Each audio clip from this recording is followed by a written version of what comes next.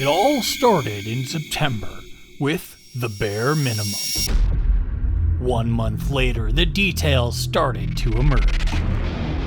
Now, from the creators of That Guy Who Uses Heavy Body Paint and Uses One Color to Review a Whole Paint Line, comes an all-new sequel. Session 3, Special Effects. Watch as he adds battle damage, sets up some atmosphere, and creates glows where none were before. All this, and mostly just this, starting now.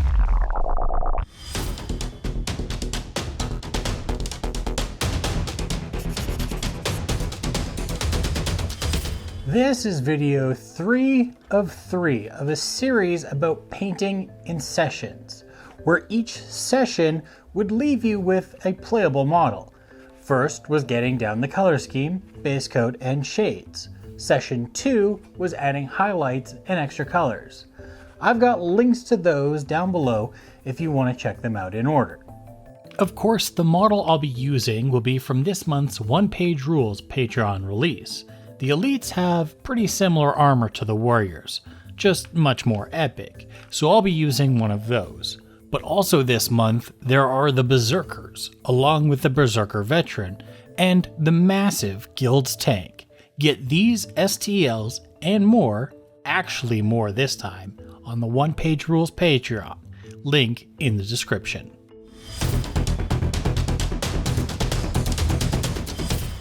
Since the goal of this series was that games could be played with the finished models between each step, there's a good chance that some of them might come away with some actual battle damage already.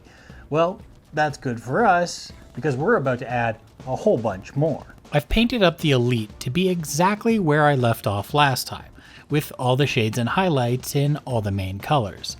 This is where some documentation might help, because we're going to use those highlight colors again. For my orange, it was the red oxide, orange, and yellow oxide, though it doesn't have to be a perfect match to what the highlights were, just in the ballpark is fine. The idea here is I want to non-destructively add scratches into the armor. By having the color match the highlights, I can map out scratches and damage in a light-handed sort of way, where if I had to stop here for some reason, it wouldn't look out of place. It'd just be gentle dings and scratch textures that you might see on a lightly abrased surface. I want to make sure the colors match what they're being put on, so red highlights go on red parts, even though they'd count as metal just like the orange, brown for brown, and green for green.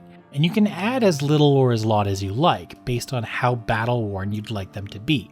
I'm going a bit overboard to hit every color, but just a few adds a lot of character still. For the next step, I want to fill in those scratches with the material underneath. For anything that's technically made of the color it is, like the green pants would be, it gets a darker shade of the color just stroked through the middle. Something like the red tubing would be made from red rubber, so it would have to have a red undersurface, just a little darker. However, where I've painted the red on the armor, its undersurface might be more of a metal, like with the orange. So in those spots, on both the red and the orange, I'd fill in the scratches with a metallic. Something like leather might actually have a lighter undersurface that the scratch reveals. So instead of going darker, I'm actually going to use a much lighter brown to fill in those scratches. So that's a pretty simple way to add some simple battle damage without going for a grimy, heavily damaged look. There's way more that could be done in that department, but should probably be for another video entirely. So this we can just consider as light battle damage.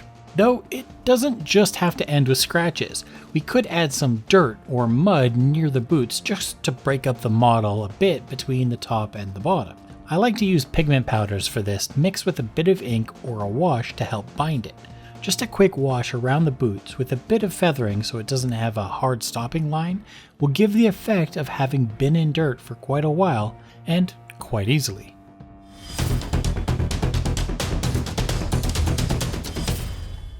When we look at a model on a base as a standalone thing, its environment is whatever the environment is in the room we're looking at it in.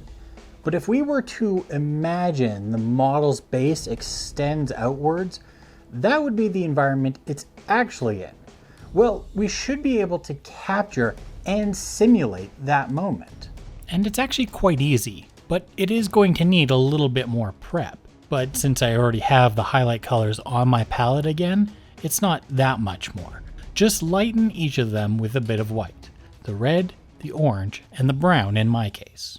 Because I'm going to get that atmosphere using my airbrush, I want to make sure that what the spray is covering can be seen from underneath, which requires my atmosphere area to be brighter to start with. I'm going to go for his back right side from underneath.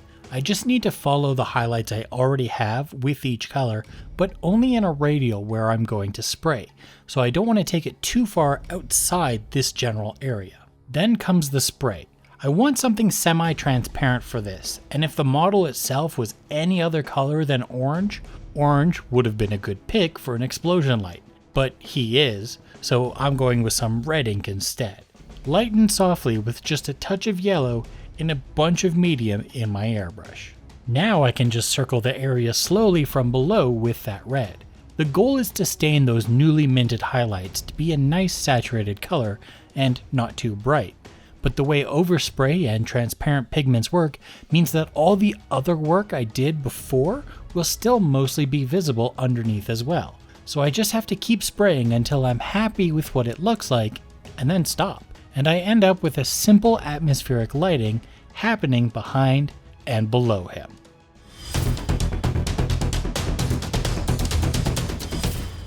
Before I continue on to the last effect, which is one of my favorites, I just want to point out that my Patreon is free for anyone to join.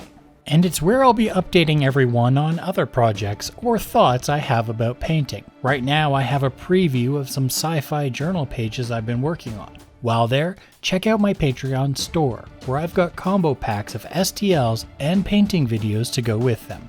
They're always available, so no one misses out on Patreon exclusive content.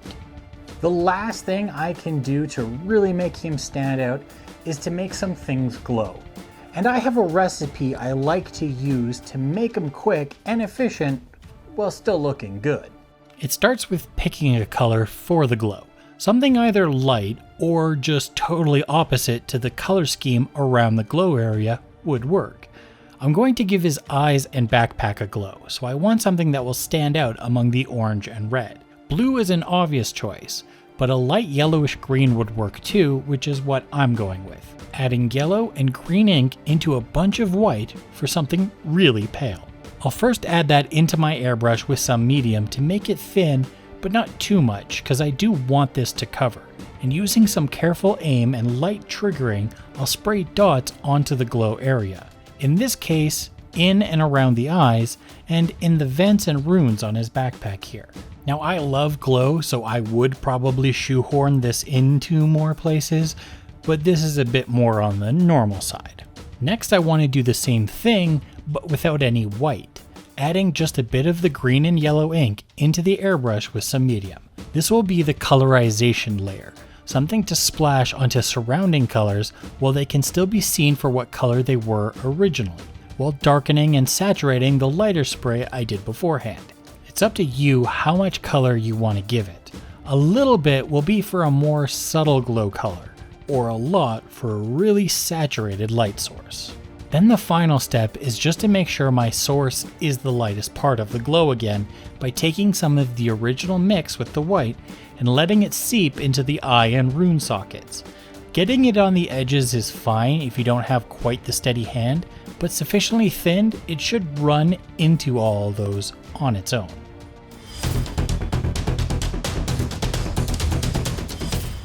By using simple steps split between painting sessions, painting a project for the tabletop doesn't need to be an all or nothing gamble.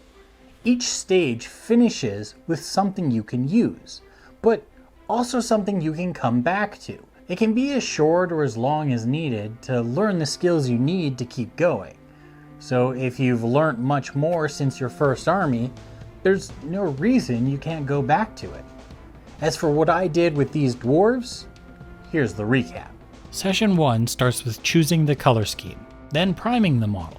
Usually more helpful if you can do that with an overall color. then picking out the areas for each color to fill in the scheme with base coats. Then an overall wash, dip, contrast, etc. to fill in all the shadows, and a varnish for an even finish and protection. Session 2 started with re-varnishing the model to prepare it to be painted again, then adding highlights, either with layers or edge highlighting, as well as painting any colors that may have been missed the first time around that were okay being another color for the time being, or are unique to certain models. Lastly, the final session is where we added the flare, giving it painted battle damage with either scratches or dirty boots, adding atmosphere to give the model a world to live in, and some glow effects to make it extra magical or sci-fi. What started as something quick to get it to the table ends up as something I'm proud to show off, here and on my Instagram, which you can find a link to in the description. If you liked this video, please subscribe, and if you'd like to support my channel, check out my Patreon where I have new models and videos each month for you to print and paint.